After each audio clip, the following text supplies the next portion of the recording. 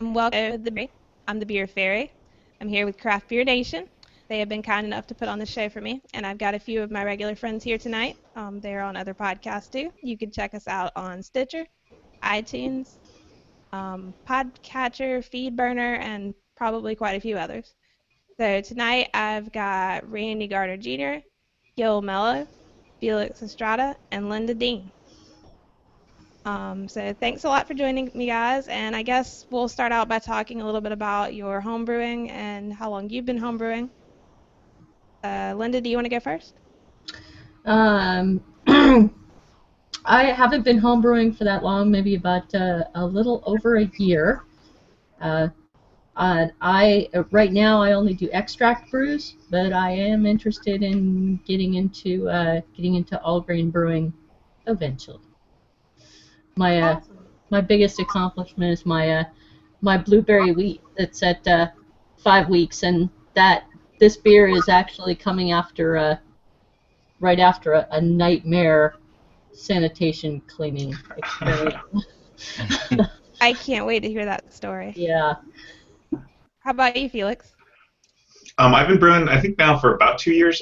Started with a gallon extract kit, and then my friend and I started brewing up at his place. I'm in a smaller place, and he's got a backyard. And he has the burner and all that, so we kind of transferred over to all grain over there. But I wasn't brewing enough, and I didn't feel like I had enough control going up to his place and with temperature and sanitation and all that. So just kind of started smaller scale all grain at my place now, and so I've got a slightly modified brewing process and sanitation process. So probably talk about that a little bit later. Excellent. And Gil? I think it's about 3.5 years, but the last couple of years is where it got more intense. Last year, I brew more often, try new things. Never did extract though. Started on all grain, and I always did all grain. I kind of enjoyed building the equipment, so that was part of the fun. Awesome. And Randy, what about you? I've been homebrewing now, I think, for about 2 years. Started out started with 2 extract 1-gallon batches, and then my wife was kind enough to buy me the setup to go all grain for I think it was for one of my birthday gifts. So I've been all grain now for about a year and a half. Cool. Well, I've been brewing now coming up on 6 years in April. I did all grain solid for 4 years before I switched, or I did extract solid for 4 years before I switched to all grain November of 2013. And I've been learning so much, but I did award-winning brews with extract. You can do great beer with extract. All grain's a lot more fun, regardless of what method you use. Cleaning and sanitation are probably the most important things that you can get down before you even try to improve your recipes or your brewing techniques. Cleaning and sanitation is just, a lot of people like to say 75% of brewing. People call professional brewers glorified janitors, and people will say sanitation, sanitation, sanitation, but you can't have a sanitation without cleanliness, because you can't sanitize dirt. That's very true. Yes. Yes. I guess I started out terribly with my first batch, and I had been sent home with a pack of Seabright, which is just a cleaner. And thank God I had my homebrew club over with me, because they're like, no, you can't sanitize with that. I don't know, it may have said one step on it, I can't remember, but they were just like, no, that's not going to work. So I ended up having to get the bleach out and boil some water and let it soak with the bleach solution and then rinse it with the water, and that's not a method I prefer to use. It is a certainly a useful method, but it's not a method that I would recommend. Don't know if any of you have ever tried that method, but avoid it if you can. Yeah, the bleach method has always scared me. Just I don't I'm not as thorough probably as I should be, and I don't want to be drinking half bleach solution in my beer, and so I stay away from that. Right. Yeah. Yeah, I was initially told to use bleach in my airlock, and I became really wary after the first hour, and I just said I can't stand the thought of bleach going in my brew. Right. Well, the most I've dangerous thing about that is that in some cases the airlock can suck stuff back in, and you don't want bleach in your beer. That just ruins the beer. hmm But it's a I've had to metal use. too. I mean, it's not that dangerous. It's just do the It's right. just not something you want in your beer.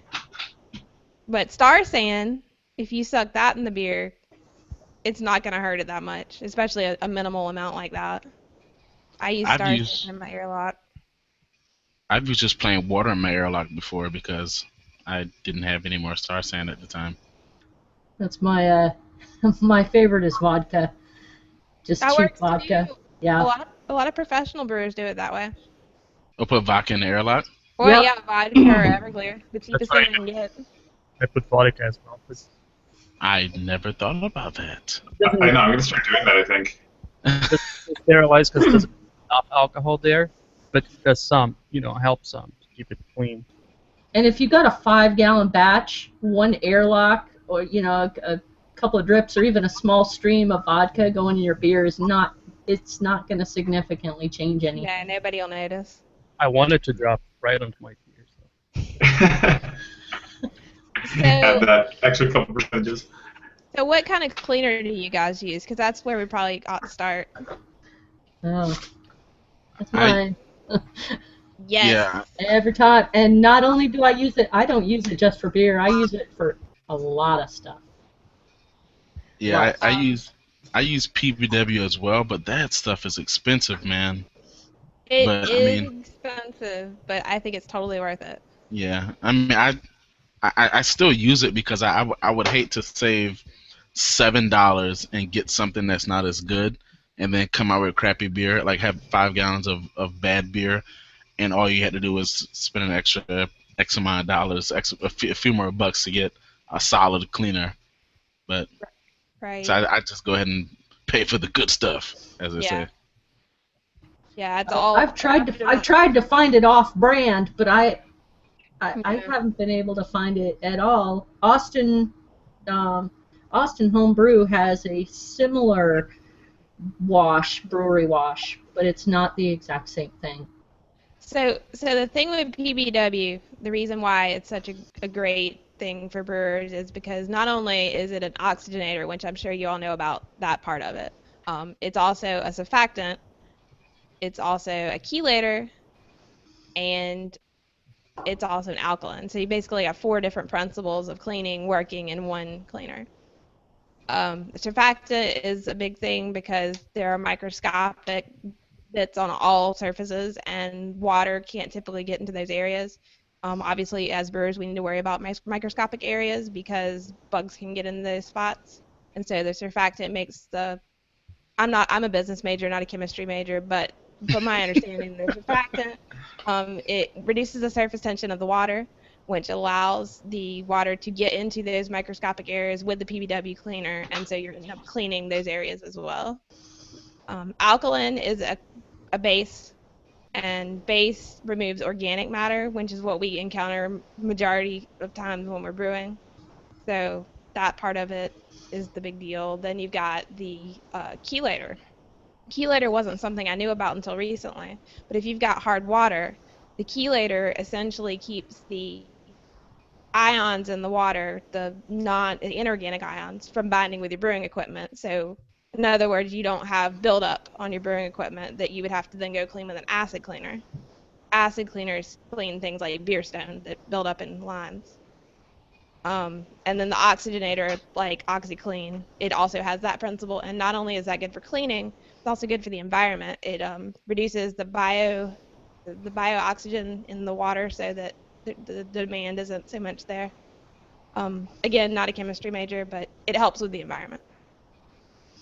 So, anybody have any fun cleaning stories with PBW? So I don't have any any fun stories, but I think I'm going to admit a little bit of stupidity here. I never That's all right. realized that PBW is optimal at a certain temperature, right? That's correct. Between 120 and 140 is the optimal temperature. That being said, you can use it at any temperature except 180 and above. Had no idea. Yeah, so So you can cut down I a was lot just, of time with cleaning. You so can go ahead. I'm sorry. So like, okay. So whenever I brew, like, well, I guess it doesn't matter so much with your brew kettle, but like when I clean my kegs or mainly my carboys, I just get my carboy brush, throw some PBW in there, fill it up with hose water, get my carboy brush, scrub it out real good, you know, pour all the PBW out, put some star sand in there, shake it up, get it nice and foamy, pour the star sand out, and just kind of, and I leave all the foam in there from the shaking, and I just kind of let it go. And fortunately, I haven't had a bad batch, even though I haven't used PBW at the optimal temperature. So Well, you're using them agitation too. The things with PBW is time, temperature, agitation, and concentration. So if you've got agitation, even at that cooler temperature, you're gonna do some fairly good cleaning. okay, It is actually built as a CIP, which means clean in place cleaner. So for breweries and brewers, home brewers alike, when you can't get to the agitation, I don't know, think about like the cool plates, the things that people use to cool down their wort. You can't get in there and actually scrub that. So you've got to depend on the PBW at the 120 to 140 range and running the water backwards through the chill plate. That's what's going to do it. And I with have a a question for you actually. sure. So Linda and I have spoken about using PBW, but I've heard even some professional brewers talking about using oxy something. OxyClean. Yeah, Oxyclean. OxyClean. Is that as good as PBW? I mean, It's is it essentially the same product or? no, it's good. It just doesn't have all those components that I spoke on. It only has the Okay. oxygen cleaning and the base clean, alkaline. It's Okay. not.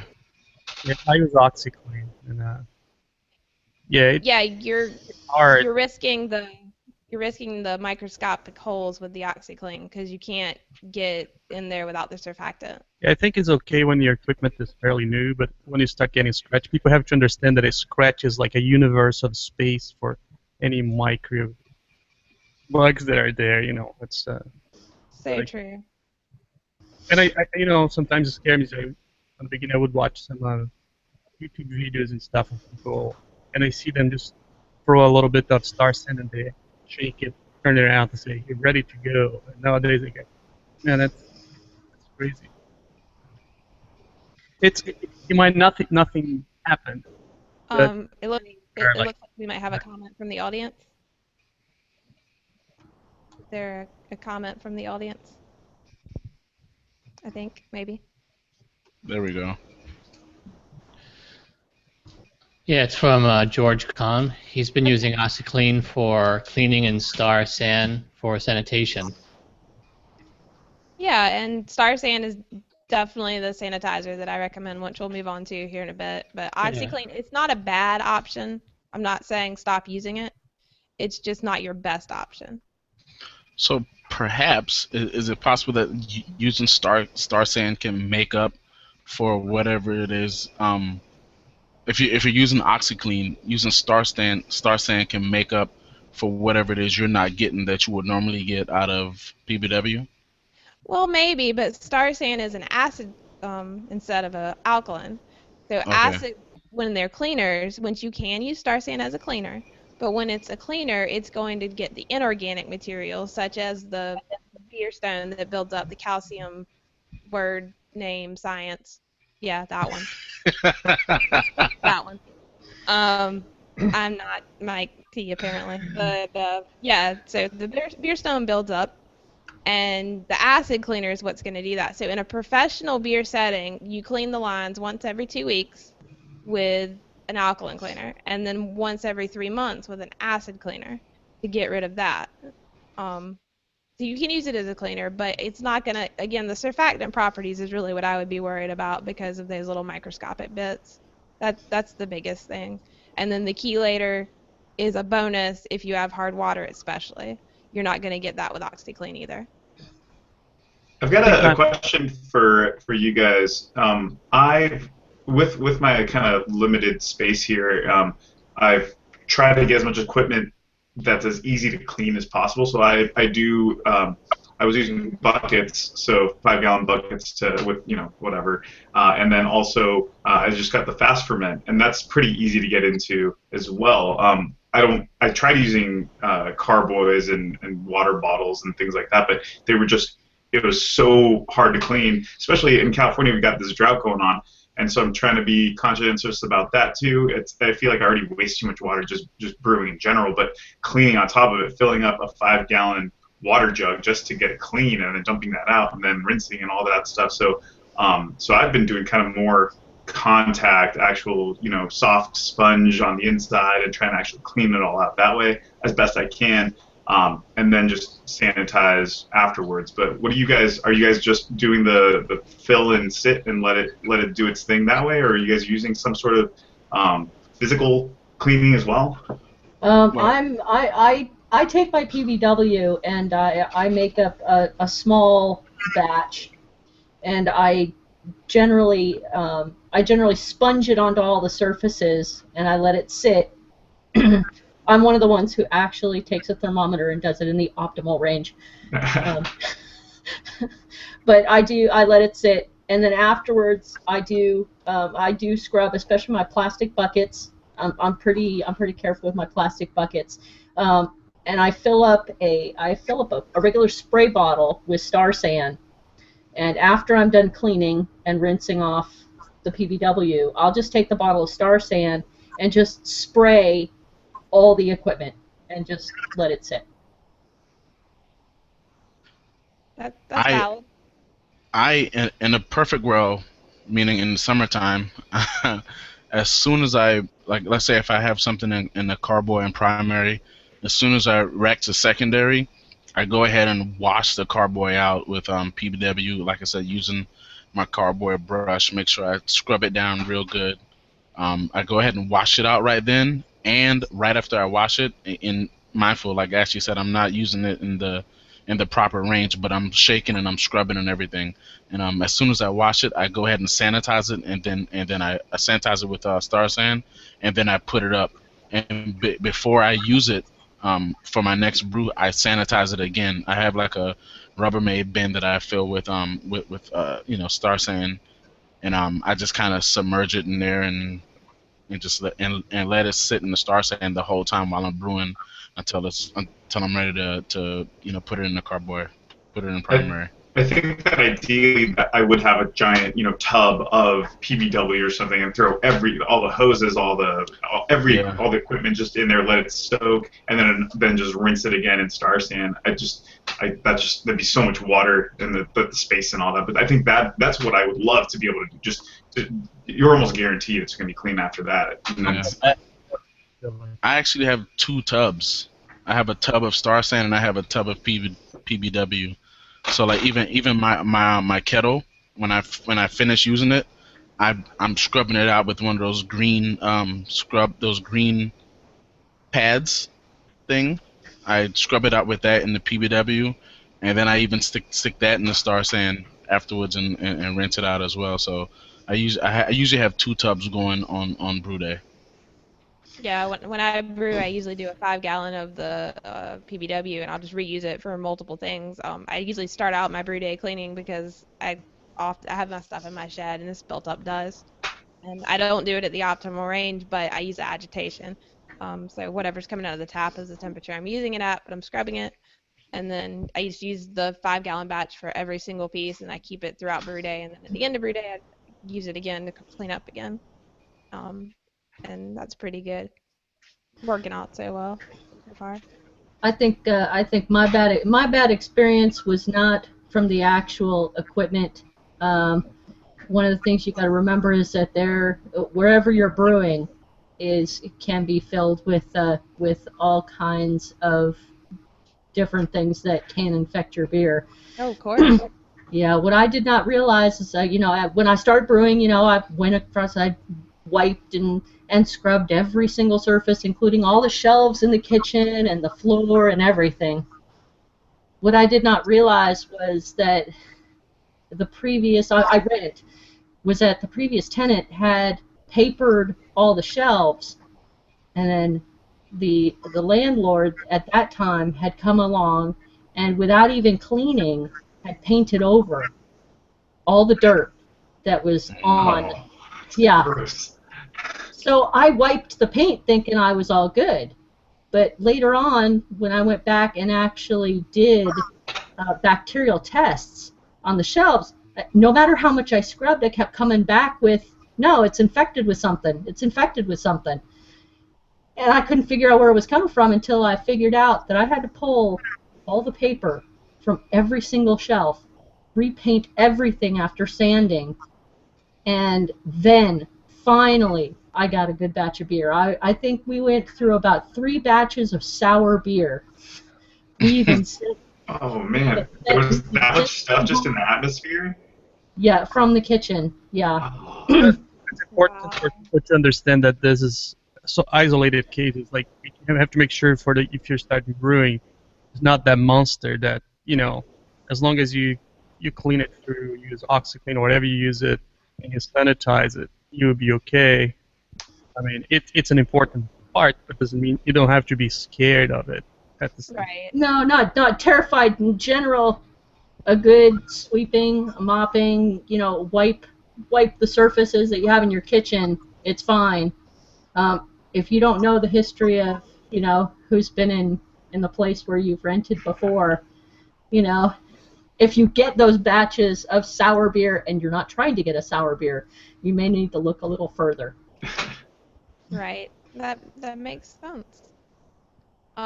So here's one thing I was really shocked about when I was researching for this show. Well, I guess I shouldn't have been shocked, but apparently if you read the instructions on the PBW, it tells you that you should use between 1 and 3 ounces per gallon for the solution. I was just kind of dumping some stuff in, and that looks good. I saw they on the bucket that it comes in, it says like a certain amount of grams, and I'm like, come on, man. So Why, here's why you the can't just say a tablespoon? Now this is fantastic. So whether you measure PBW in 1 ounce by volume or 1 ounce by weight, it's pretty much the same. Okay. So that's kind of But neat. If you have, you probably already have your scale around for your hops, so yeah. throw some in. Yeah, I just you can do it that take way. The same goes for kilogram. 1 liter is 1 kilo, so you just fraction that. And yeah, with the PBW, just the way it works, it ends up being the same. That's pretty awesome. But yeah, so the thing about that is I was just kind of guessing, and who knows, I could have either been using too much and pouring money down the drain, or not enough and not really being as effective as I thought I was. When in So doubt, use too much. You talk so much about the carb oils and stuff. So what about bottling? Like if you don't care, what are the cares? Like, I mean, you go through all that and then you just disregard your bottles. What kind of care do you personally do on your bottles? What should people do?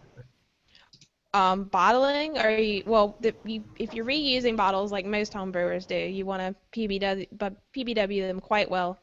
I would recommend doing it at the 120 to 140 range just because you're going to do it a lot faster. You can certainly do it at the cold range, but you're going to need a lot more time.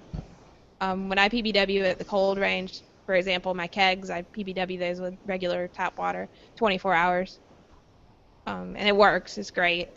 But at the 120 to 140 range, you can cut that time down to 30 minutes, maybe an hour just to be safe, and then you rinse at the same temperature.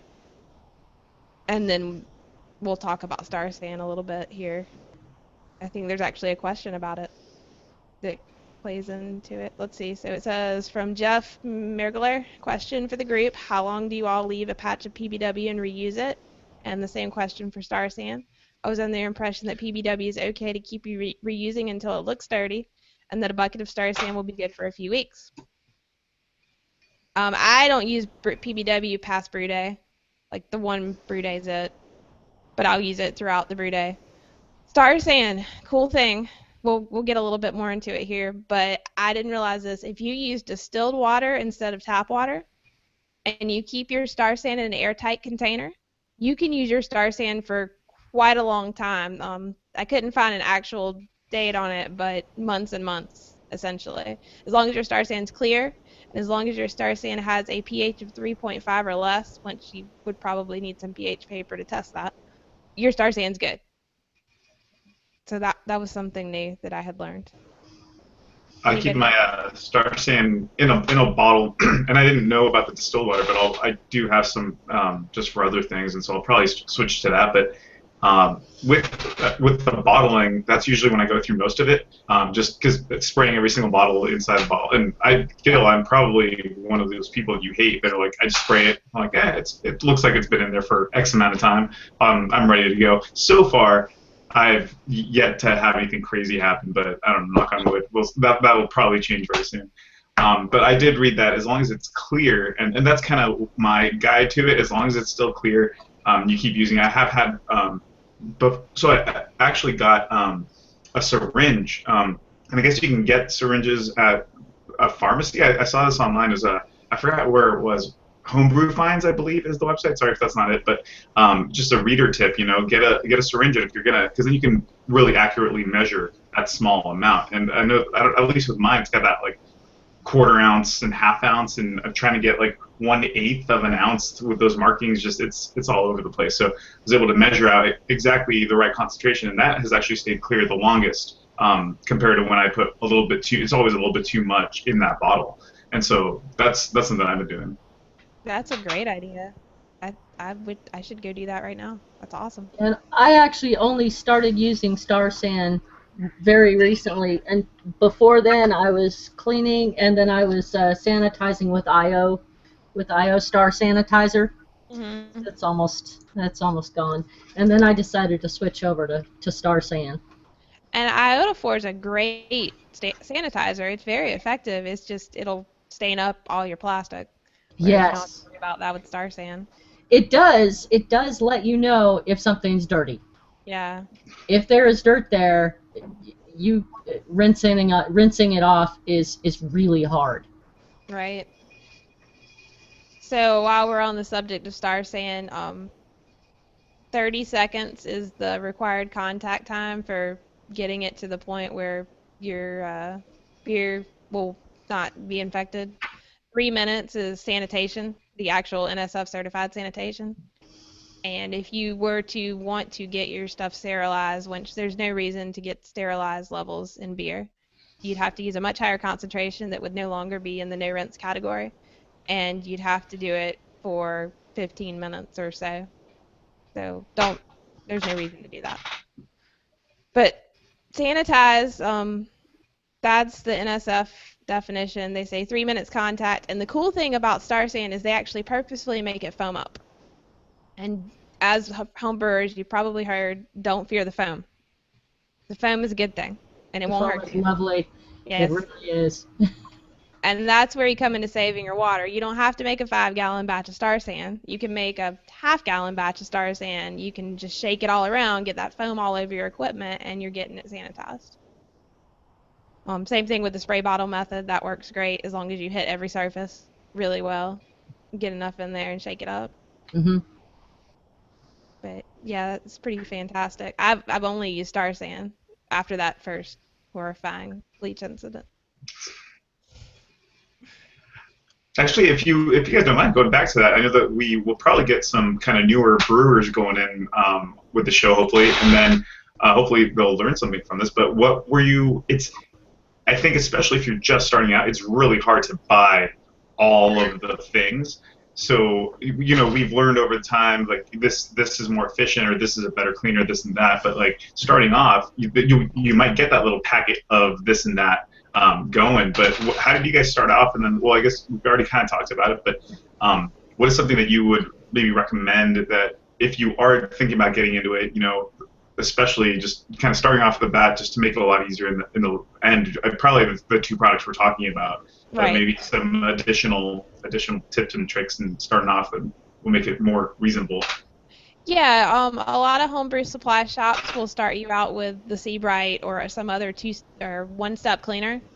If you happen to get a one-step cleaner as your equipment, in the intro kit or whatever, you can use it. It's effective. You just need to do it twice. You need to use it once to clean and then once again to sanitize. And that's because apparently with chemistry, you can't just do both in one method. It's just not possible the way it works. You have to clean it all off, then rinse, then use it again to sanitize. It would be a good idea for the people, the viewers watching the show, if you could explain. I mean, I know it's obvious, but just talk about the difference between sanitation and cleaning. Like, in the brewer world, is not the same thing. Yeah, they're two totally different things. Cleaning is, well, cleaning, what we all do when we clean our house and getting all the dirt and muck off. And sanitizing is getting the microbes down to a certain parts per million level, a very low parts per million level. And that way, when you do pitch your yeast, you won't have bugs outcompeting it and getting your beer sour. You'll have what yeast you pitch will be what flavor you get for your beer. So that's why sanitizing is so important. And cleaning is important so that you can sanitize. Yeah, and you should always clean Always. after, and twice, in my opinion. Once you're done with the equipment that day, and also before you go brewing again. Sometimes you sit in shelves like this, and you get all that inside, and God knows what dropped there. Exactly. So I always clean all my equipment. Really, if I dry hop, I scrub well so there's no muck sitting in there. 'Cause Yeah, that's a good idea. you need like a chisel to get it off of your equipment. Yeah. Right. Yeah, you don't want to leave your equipment stuck up. That's the worst thing. And if you happen to, I don't know, leave a bucket sitting with gooey, sticky wort for, I don't know, 3 weeks. I've never done that. You would want to. You'd Throw want it to away. go through. No, you want to go through and you want to clean it the way you normally would. Use that 1 ounce per gallon concentration. Let it sit. If you do it at the optimal temperature level, it's going to be a lot quicker. Dump it out. Do it again. Let it sit. Dump it out. See where it's at. It's actually more effective to do it multiple times than it is to use a higher concentration. So it may I know. waste I more usually water. I usually leave any tubes that I've used sitting in a bucket, usually in some PBW overnight, and then sanitize the next day. Yeah. That's not a bad method, especially with the tubes. You can't get to the inside of the tubes. It's just impossible. And you let it sit overnight, you're going to get all that inside of it cleaned out. That's awesome. So, any other questions about cleaning and sanitation and my love of Star San and PBW? Well, just kind of a comment. I think I have been actually growing to not necessarily like it, but realize how important cleaning is and how big of a process it is and how important it is to the beer. And so I'm not liking it, but I'm kind of if I'm not in the mood to clean, I'm not going to brew. That's something that I've kind of learned. It's later if it starts getting late or whatever. If I'm not ready to make that full commitment, to sit there as long as it takes, get wet, get stuff on me, and get in there and make sure everything's clean before I stop, then I'm not going to brew that night. Right. Yeah. I do know that. Oh, sorry. Yeah, I was saying it's a big commitment before and after the brew day. I know. I do need to make the comment that Star San is ecologically safe. So for those of you out there concerned about that is something you do not need to be concerned about. It will go in the environment just fine. Yeah, it's what's the scientific phosphoric acid? Is that it? Got it here in my notes. Sarsaparilla. I love sarsaparilla. The only other the only other question I had was for materials. Is there a difference? Is there a difference for Star San between aluminum pots and stainless steel pots? Do they clean the same? No, stainless and aluminum are fine. Neither one you should let it sit for multiple days, just because it's more corrosive, not necessarily because of star sand, but because of water. But it's safe for both. They're different, really. The only thing, this was kind of interesting actually, and this applies to my equipment anyway. If you have Teflon, and in brewing, a lot of people use Teflon tape. Mm, It's bad for Teflon. didn't know that. So Yeah. replace the Teflon on threads and stuff like that every time you do it. Right. Yeah. Right. And actually, now that I'm thinking about it, I think it's PBW that's really bad for Teflon. Yeah. So I've got Teflon tape on my mash tun, and really, I shouldn't even have threads. Like getting rid of threads is the ultimate goal because threads can just harbor bacteria. But at least it's hot side, so it's going to boil through. But if I've been using PBW on the mash tun, and it could have been eating through the Teflon, and well, that's just awesome. I don't even want to think about that. Unless you're leaking on the outside of the mesh tun, there's really no real use. I see people use. There's no real use for the Teflon on the threads inside of the mesh tun, because the whole idea where you're gonna have those are the parts where you're trying to hold the grain from the worts coming out. So you can just thread things right through. You don't have to have any kind of tape on your thread on your Yeah, I mean computer or it's whatever. probably fine, but it's concerning. But yeah, if you have Teflon pots, don't use PBW on them. With the Star Sand, I think everything was safe except brass, and we don't want to use brass in brewing anyway. Question Wait, from Ashton, would you say you don't want to use brass? in What? brewing. You don't want to have brass in your brewing equipment. Stainless is the way to go. Some things will have brass plated. Hmm. You don't want that. Brass or casting iron. Yeah, it'll be like plated over the brass. The brass will be underneath. I think it's chrome plated, and then they have brass underneath. You don't want that. I think the valve on my mass tun is brass. I think copper and stainless steel are the two safe ones to go. Okay, so we have another question here from Jeff. He says, I have 3 kegs and lots of keg lines with ball lock attachments. How are you guys cleaning and sanitizing your lines? Do you disassemble the picnic taps and ball lock kegs off the lines and soak the hoses in PBW and then Star Sand? Yeah, you can use PBW and Star Sand to clean your kegerator. That's no problem.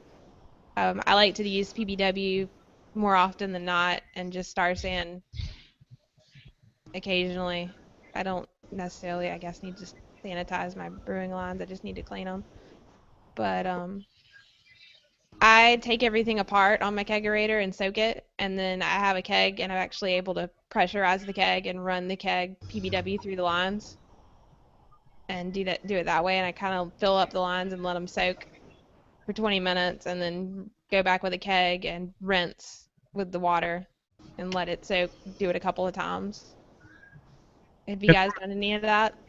Well, I No, don't have. I use the beer box, which is Right. it's a whole lot different. Right. But even with that, I just take off all the plastic parts and stick them in PBW to soak, and then dip them in Star Sand. Cool.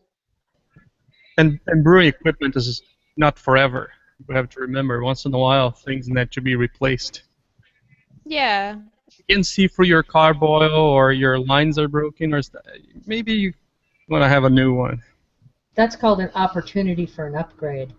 Yeah, and then you take those used pieces of equipment and you donate them to your sour brewery that you're going to start one day. And if you ever do consider doing sours, cleaning and sanitation is of the utmost importance there, because then you've got bugs in your brewery, and yeah, you got to have your cleaning and sanitation down before you ever start sour brewing. Yeah, the sours that I got were not good type of sours. Usually they're not. It's very rare that it'll happen, but it's very rare that a good sour comes on accident. So, any other questions about cleaning and sanitation or I learned a PBW? couple things. Okay, That was awesome. I learned a lot. good. Wonderful. All right. Well, I appreciate everybody joining us for our first show, and I appreciate all you guys for being on the panel. We'll do another show in a month. I'm hoping with the show that we can hit certain key processes that make brewing and you may make your beer good, because that's what our goal is to brew good beer. And I kind of want to step it up, cleaning and sanitation being right off from the bat the most important thing in brewing, and from there we'll hit on other subjects like that. And again, appreciate everybody for coming, and if you have any questions after the show, feel free to put them on the event or the YouTube, and we'll try to get those answered as quickly as we can. Catch us out on craftbeernation.org, on our Google Plus community, Craft Beer, Stitcher, iTunes, Podcatcher, Feedburner, all those great places, and we'll look forward to seeing you again in a month. Cheers.